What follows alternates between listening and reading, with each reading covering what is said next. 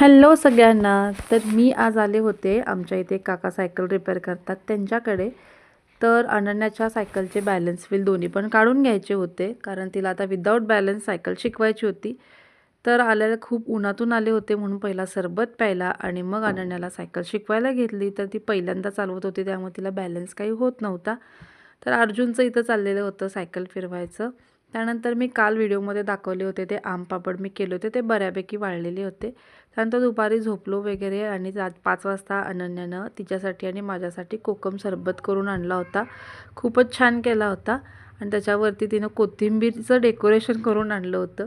त्यानंतर संध्याकाळी आमचा अचानक मिसळचा बेत ठरला म्हणून मिसळचं साहित्य आणायला गेलो.